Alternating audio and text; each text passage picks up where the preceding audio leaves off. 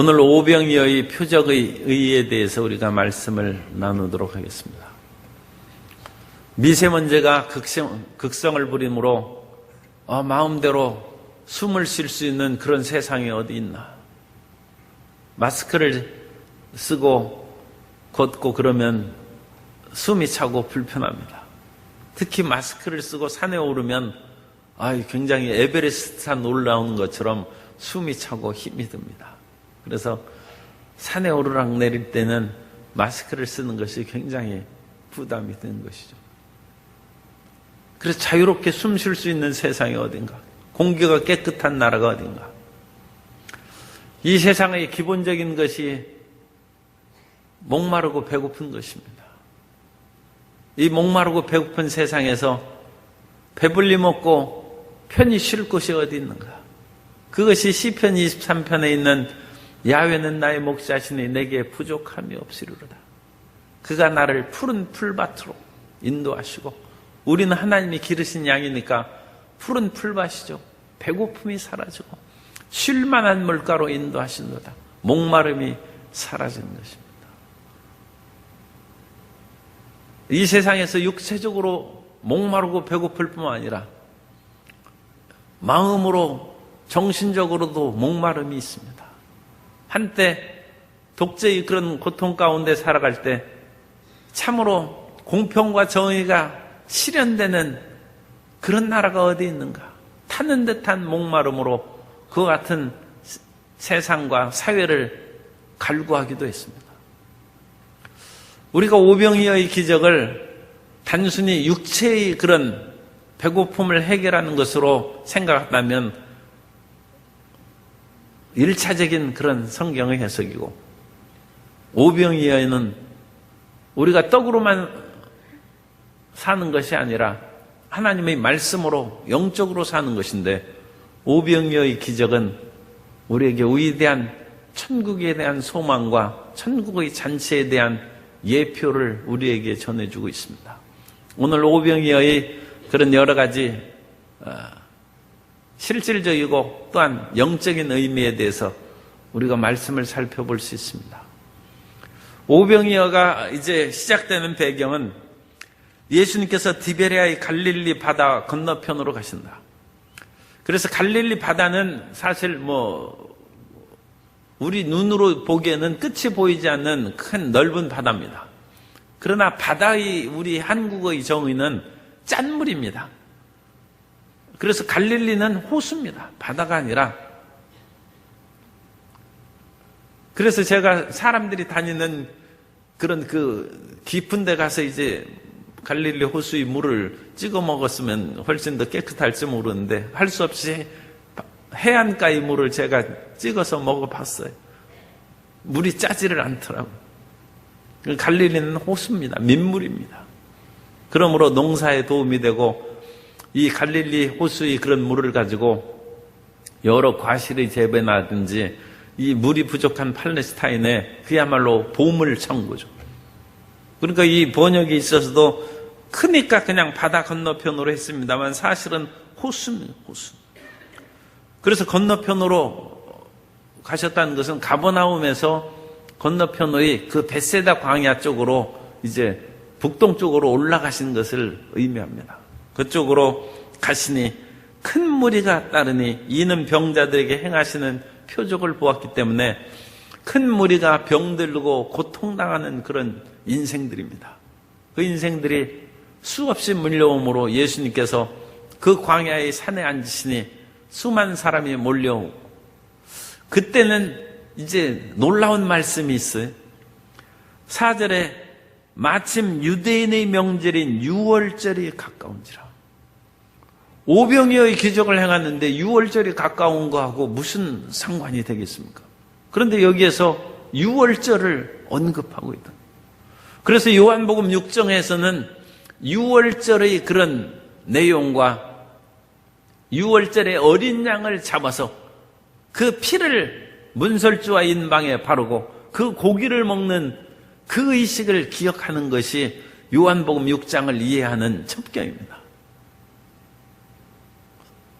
그래서 사람들은 육신의 떡을 생각하지만 결국 예수님께서 이 땅에 오셔서 우리에게 영원한 생명 양식으로 그 피와 살을 우리에게 주셨지 않습니까?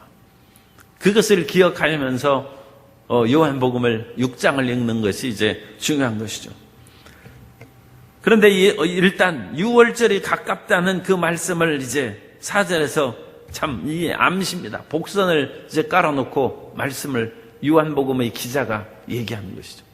그런데 예수님께서 눈을 들어 큰 무리가 자기에게 오는 것을 보시고, 요한복음에서는 간략하게 그와 같이 말씀했습니다만 수없이 병들고 고통상하는 사람들이 자기에게 오는 것을 보시고 주님께서 불쌍히 여기셨습니다.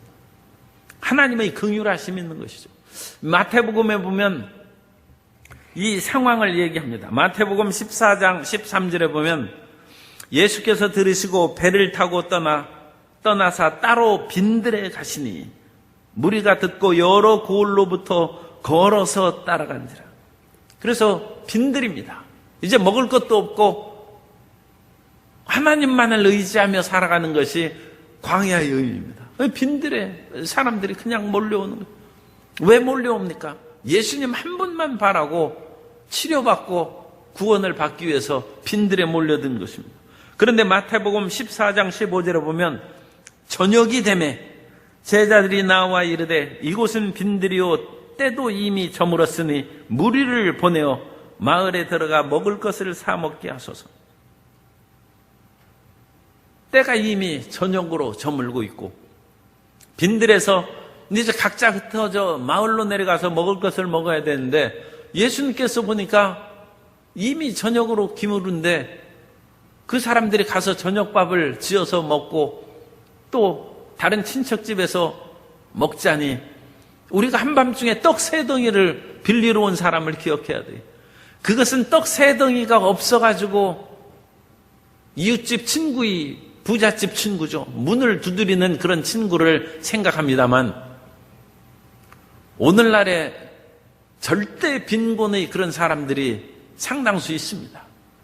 그렇지만 오늘날 한국 사회에서 이제는 절대 빈곤의 문제가 아니라 많이 먹어서 병원하는 그런 시대로, 천만불 시대로 국민 소득이 오르는 그 때가 있는 것이죠. 그런데 예수님께서 떡 3덩이가 없어서 한밤중에 이웃의 문을 두드린다는 그 비유는 그 당시에 굶주리고 절대 빈곤에 시달리는 사람이 많았다는 것을 반영하는 것입니다. 예수님의 예화는 그 시대 사람의 마음에 부합되는 것이죠. 그 예화가 그 당시 굶주리는 그 수많은 사람들에게 마음에 다가오고 감동을 주는 것입니다. 그러므로 예수님께서 저녁 때가 되어서 먹을 것을 제자들이 보내라고 했는데 찾으러 그 사람들은 가야 먹을 것이 없는 사람들이 있어요. 그러므로 주님께서 불쌍히 여기셨다. 마가복음 6장 34절 이하에 보면 예수께서 나오사 큰 무리를 보시고 이 오병이어의 기적을 행하기 전에 병든 사람이 나오는 것입니다. 그 목자 없는 양 같음을 인하여 불쌍히 여기사 이에 여러 가지로 가르치시더라. 때가 저물어가매 제자들이 예수께 나와 이곳은 빈들이온 날도 저물어가니. 그래서 마가복음에는 이 불쌍하게 여기신 것을 분명히 언급하고 있어요. 마가복음에 또 떡 7개 7병이어의 기적도 나오는데 거기에서도 주님께서 그들을 불쌍히 여기사 7병이어의 기적을 행하신 것이 나타나 있습니다. 하나님의 긍휼하심이 우리가 도움을 받는 그런 길입니다. 하나님께서는 모든 인생을 긍휼히 여기사 자기 죄로 말미암아 죽어가는 인생이라 할지라도 주님께서는 긍휼히 여기시고 치료하시고 구원해 주시는 것입니다. 그래서 예수님께서 제자들에게 특히 빌립에게 먹을 것을 주라고 하니까 빌립은 이성적이고 합리적인 사람입니다. 필리포스, 그 알렉산더의 아버지가 빌립입니다. 그러니까 이건 헬라식 이름이죠. 헬라이죠. 그 헬라는 지성과 이성의 그런 상징을 하는 것입니다. 그 당시 히브리적 사상과 헬라적 사상이 두 개가 흐르고 있는데, 어쨌든 히브리적 사상은 영적이요 종교적인 것이고, 헬라적인 사상은 인간적이고 이성적인 것입니다. 그래서 필립이 얘기하는 거예요. 아니, 이것은 광야고 또 200데나리온이나 되는 그런 돈이 필요합니다. 그래서 우리에게 200데나리온이나 되는 그런 돈도 없고, 이 광야에서 그 돈이 있어도 먹을 것을 살 수가 없으므로 먹이기가 어렵습니다. 그때 영적이요 종교적인 베드로의 동생 안드레가 보리떡 5개와 물고기 2마리를 가지고 여기 있나이다. 그러나 그것이 이 많은 사람에게 얼마나 되겠사옵니까? 그러니까 보리떡 5개와 물고기 2마리를 제가 2인분으로 그와 같이 계산을 했어요. 그래서 여기에서는 안진이 5,000명이 되었다고 했는데, 마태복음에서는 여자와 아이는 뺐다고 했습니다. 그러므로 여자하고 부부 치면 아이 2명 하면 총 4이죠. 그러니까 남자만 5,000명이면 2만 명에 달하는 숫자일 것이다. 2만 명. 2사람의 먹을 것을 가지고 2만 명이 먹었다. 그러므로 우리가 드리는 오병이어를 통해서 하나님께서는 만배의 축복을 주실 수 있다. 그래서 30배, 30배, 60배, 100배, 만배로 하나님께서 복을 내리신다는 그 만배의 근원을 제가 오병이어에서 찾았어요. 하나님께서는 우리 드리는 오병이어를 통하여 만배로 역사하시는 것입니다. 그리고 예수님께서 이 안드레의 오병이어를 가지고 무리를 지어 앉게 하십니다. 예수님께서는 어떻게 하실 것을 다 아시고 기적과 능력을 행하시는 것입니다. 그래서 가족끼리 앉은 사람도 있고 동네 사람들끼리 각 마을에서 왔다고 그랬죠. 각 마을. 그래서 그 마태복음에서는 여러 고을로부터 걸어서 따라간지라. 그러니까 그 고을의 지역적인 연고 있는 사람들끼리 그룹을 지어서 무리를 지어서 앉음에 주님께서 떡을 떼서 그들에게 주신다. 그러므로 그 모든 사람들이 먹고 배불렀습니다. 예수님께서 이 많은 사람을 먹이신 기적은 성경에 처음 있는 것이 아닙니다. 하늘에서 만나가 내리사 수 없는 사람이 먹기도 했고, 엘리사가 보리떡 20개를 가지고 100명을 먹이는 그런 이적을 이미 옛날 시대에 행했습니다. 그러므로 하나님께서는 먹는 문제로 인해서 이적을 행하시는 것이 이스라엘 백성들에게 낯선 것이 아닙니다. 그들은 없는 것을 있는 것처럼 부르시는 하나님을 이미 알고 있습니다. 그러므로 이스라엘 백성들은 로마서에서 사도 바울이 처음 얘기하는 것이 아니라 일찍부터 하나님께서는 죽은 자를 살리시고 없는 것을 있는 것 같이 부르시는 하나님이심을 알고 있는 것입니다. 그래서 이 예수님의 놀라운 기적을 행했는데, 이 기적을 행한, 표적을 행한 것을 확실한 증거로 남기 위해서 사람들에게 보리떡 5개와 물고기 2마리밖에 없었는데 그 먹고 남은 것을 다 거둠에 12바구니에 가득 차는 남은 조각이 있었다. 그것이 이 위대한 표적의 확실한 증거입니다. 12바구니에 가득 남긴 것을 이 보리떡 5개와 물고기를 2마리를 가져온 소년에게 주었다 하는 그런 생각도 합니다만, 물론 그 소년이 그것을 받고 풍성하게 된 것도 좋습니다만, 사람은 먹고 나면 잊어버립니다. 그래서 하나님께서는 12바구니에 가득한 증거를 남기셨다. 그리고 그 증거를 남긴 이유는 그것으로 요한복음은 표적이라고 믿음을 갖게 합니다. 그러므로 육의 세상에서 영의 세상으로, 눈으로 보이는 것에서 보이지 않는 믿음의 세계로 주님께서는 우리를 이끌어 올리시는 것입니다. 우리는 이 땅에 있는 것을 디디고 위로 향한 생명길로 올라가야 되는 것입니다. 이 세상에서 살아가는 그 어떤 사람도 인생은 풀과 같고 그 모든 영화가 푸르의 꽃과 같으니 푸른 시들고 꽃은 떨어지는 것입니다. 그러므로 우리는 푸르의 영광에 심취해서 그 속에서 살아서는 안 됩니다. 그것을 붙잡고 영의 세계로 뛰어 올라가는 비약이 있어야 되고, 믿음의 진보를 가져야 되는 것입니다. 그리고 예수님께서 그 증거를 보여주시는 12바구니에 가득한 그것을 통하여 믿음을 갖게 합니다. 그런데 이제 문제는 이것을 보고 그 14절입니다. 그 사람들이 예수께서 행하신 이 표적을 보고 말하되 이는 참으로 세상에 오실 그 선지자라. 이 그 선지자라는 것은 신명기 18장 15절에 나오는 모세가 말한 그 예언의 선지자입니다. 신명기 18장 15절에 보면 내 하나님 야훼께서 너희 가운데 내 형제 중에서 너를 위하여 나와 같은 선지자 하나를 일으키시리니 너희는 그의 말을 들을지니라. 그러면 여기에서 모세가 말씀한 그 선지자를 예수님과 연결시키는 그것에 우리는 주목해야 됩니다. 그래서 오병이어의 기적은 출애굽의 성취입니다. 이스라엘 백성들이 애굽에서 노예로 살아갈 때 말할 수 없는 고통과 비탄에 처했어요. 그 고통과 비탄 속에서 하나님께 부르짖음에 하나님께서 모세를 보내셔서 그들을 해방시키고 광야로 이끌어 주셔서 처음 주신 것이 하늘에서 내리는 만나입니다. 떡을 주셨어요. 하늘에서 내려오는 떡을 주셨어요. 그런데 지금 요한복음 6장의 그와 같은 분위기가 이 출애굽의 상황과 빈들에서 예수님께서 떡을 주신 것입니다. 모세의 마지막 이스라엘 백성들을 이끌어내는 그 심판의 재앙이 유월절 의식이에요.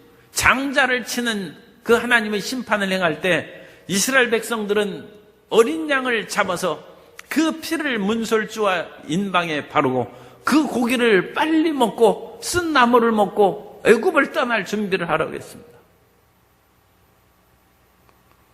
유월절을 통하여 이스라엘 백성들은 해방을 얻은 것입니다.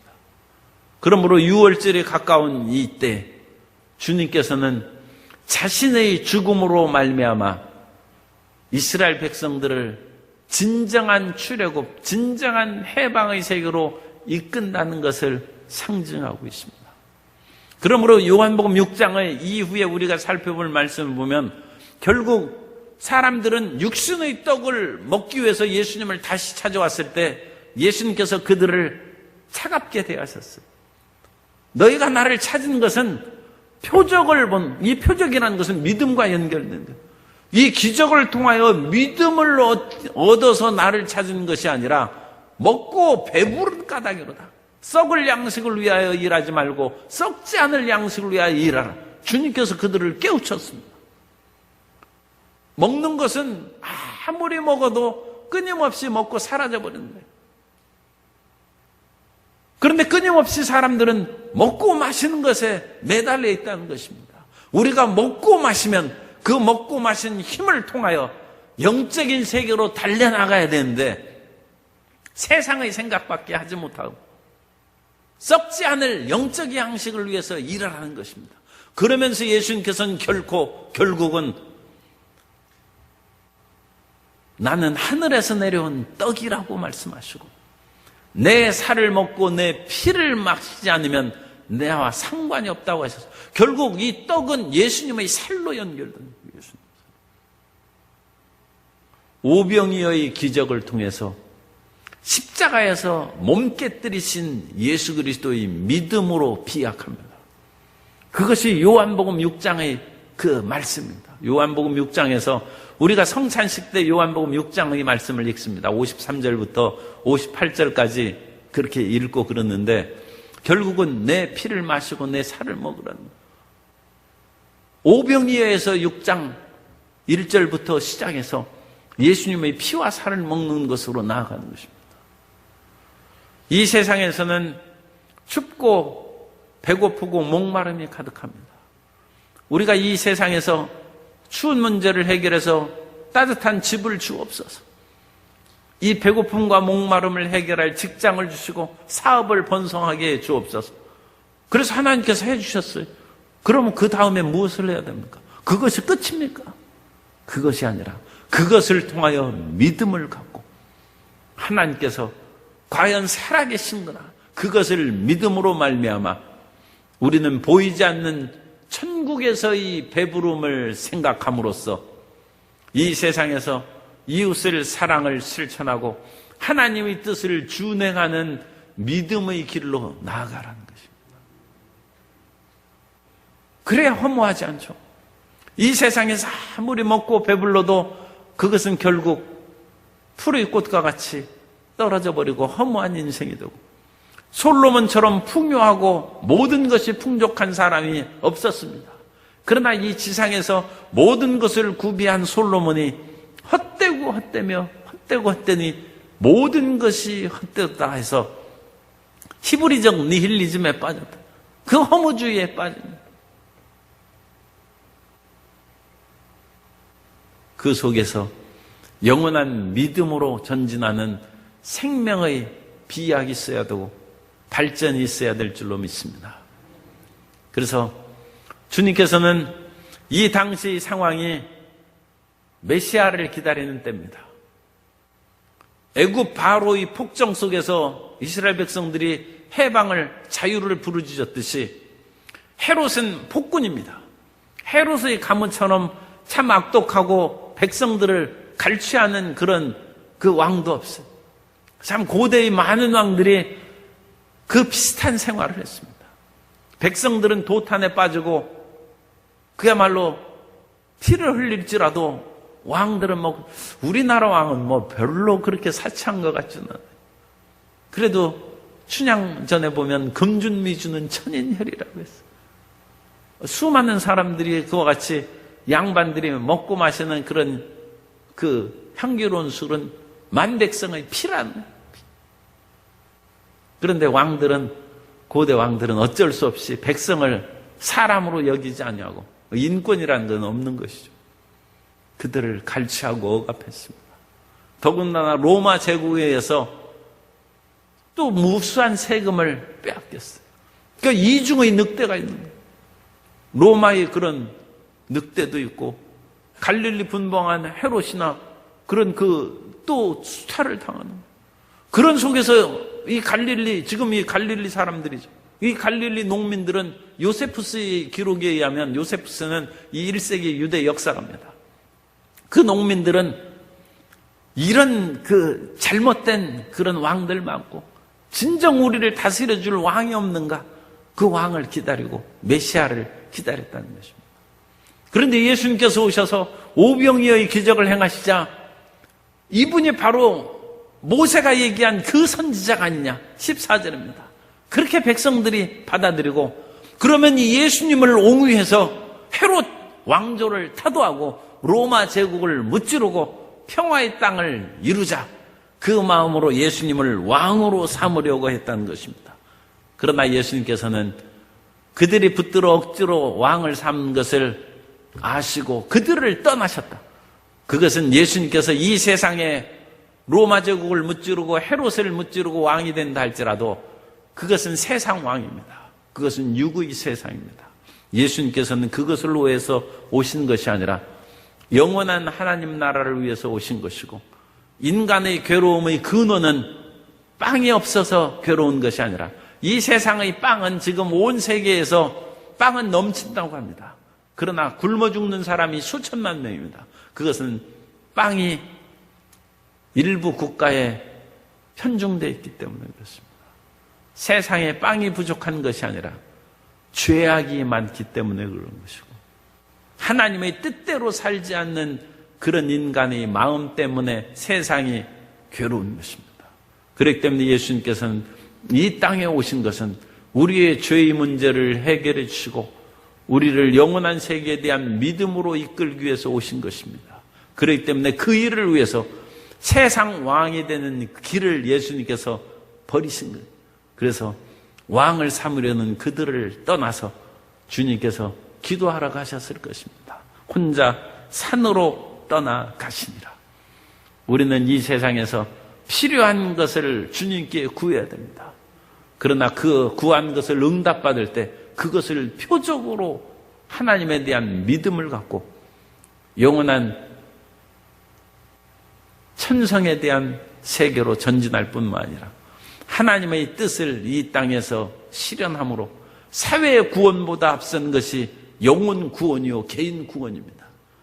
그 구원을 먼저 행하여서 하나님의 나라를 확장시키는 주의 사명자로 살아가야 될 줄로 믿습니다.